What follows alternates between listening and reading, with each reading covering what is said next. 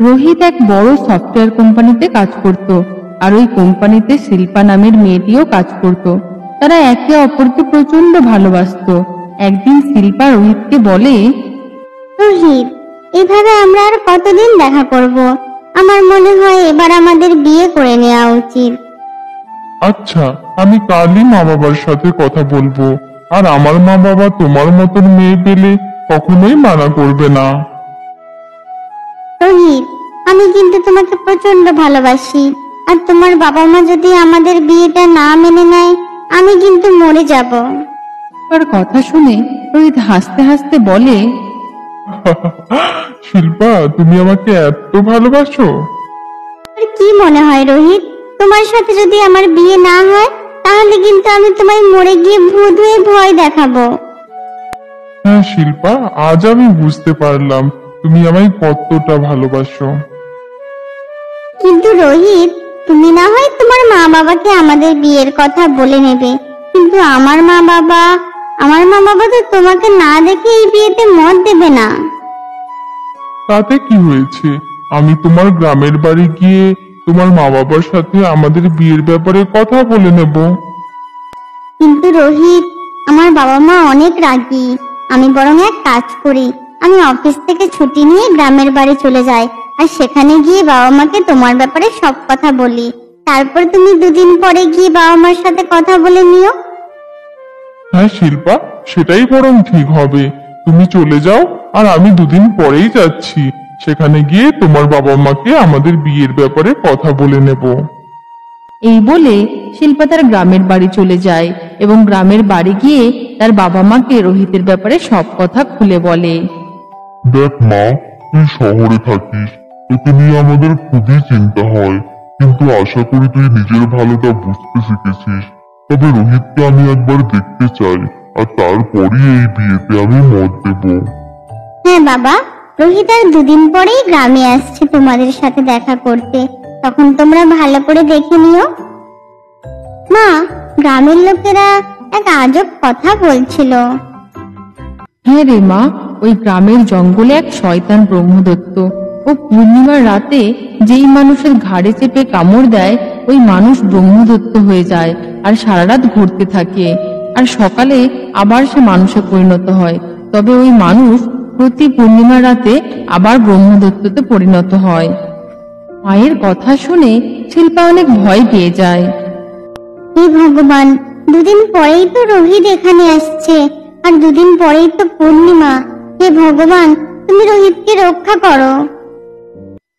ঠিক দুদিন পর রোহিত শিল্পার বাড়ির উদ্দেশ্যে রওনা দেয়, আর তার পৌঁছতে অনেক রাত হয়ে যায়। আর সে দেখে জঙ্গল থেকে এক ব্রহ্মদত্ত তার দিকে এগিয়ে আসছে। তখন পূর্ণিমার রাত, আর ব্রহ্মদত্তটি রোহিতকে কামড়ে দেয়।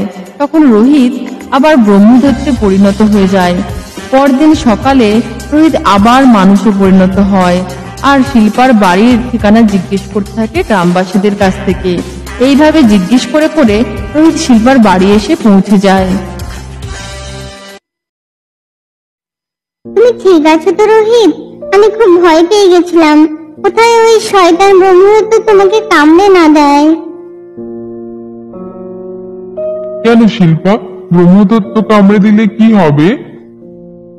শিল্পা রোহিতকে ব্রহ্মদত্তের সমস্ত ঘটনা খুলে বলে, আর শিল্পার কথা শুনে রোহিত অনেক ঘাবড়ে যায়।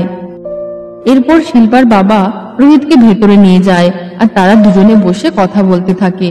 কথা বলতে বলতে শিল্পার বাবা রোহিতকে অনেক ভালো লাগে। শিল্পা মা, আমার রোহিতকে ভীষণ পছন্দ হয়েছে। আমার তোদের বিয়েতে কোনো আপত্তি নেই। এই কথা শুনে রোহিত আর শিল্পা দুজনেই খুব খুশি হয়ে যায় এবং তারা আবার শহরের উদ্দেশ্যে রওনা দেয়। শিল্পা, তোমাকে আমার কিছু কথা বলার ছিল। ওই দিন রাতে যেদিন আমি তোমার বাড়ি গেছিলাম, ওই রাতে এক ব্রহ্মদত্ত আমায় কামড়ে দিয়েছিল, আর আমি ব্রহ্মদত্তে পরিণত হয়ে গেছি। এইবার থেকে প্রতি পূর্ণিমায় আমি ব্রহ্মদত্ত হয়ে যাব। আর এসব জেনেও কি তুমি আমায় বিয়ে করতে রাজি হবে? হে ভগবান, এটা কি হয়ে গেল? আমি ঠিক এই ভয়টাই পাচ্ছিলাম।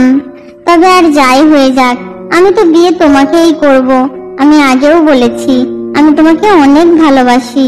আর পূর্ণিমা রাত সে তো একবারই আসে, সেদিন আমি না হয় তোমায় ঘরে লক করে রেখে দেব।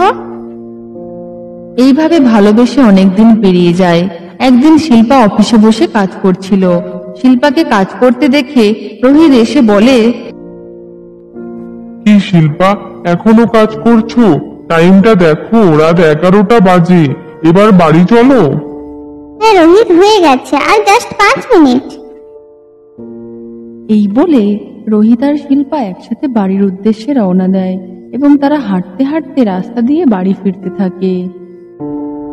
হে ভগবান, আমি তো ভুলেই গেছিলাম, আর একটু পরেই তো পূর্ণিমার রাত।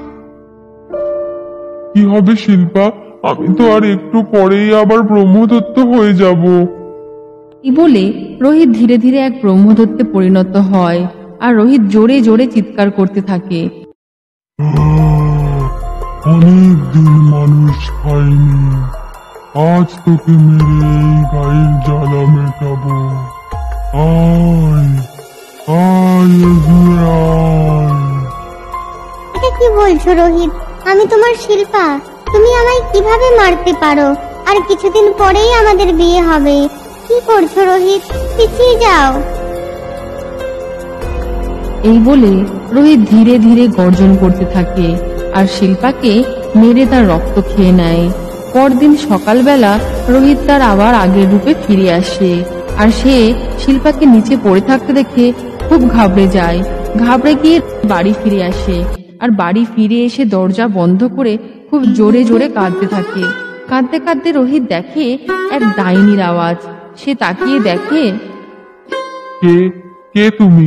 তুমি এখানে কি করছো? আমি তোমার শিল্পা রোহিত। তুমি তো আমায় অনেক ভালোবাসতে, আমিও তোমায় অনেক ভালোবেসেছিলাম। তাহলে তুমি কেন আমায় মেরে ফেললে? তুমি আমায় বিয়ে করে ফেলো, আমি তোমায় ছাড়তে পারবো না রোহিত। হে ভগবান, আমি এটা কি করলাম? আমি শিল্পাকে মেরে ফেললাম, আর এখন তো ডাইনি হয়ে গেছে। আমি কি করব এখন? এভাবে বেশ কয়েকদিন কেটে যায় আর শিল্পা ডাইনি রূপে রোহিতের সাথে দেখা করতে থাকে এবং রোহিতকে রোজ বিয়ের জন্য জোর করতে থাকে। রোহিত খুব চিন্তিত হয়ে পড়ে। একদিন সকালে রোহিত এক সাধু বাবার কাছে এসে পৌঁছয় আর সাধু বাবাকে তার সমস্ত কথা খুলে বলে।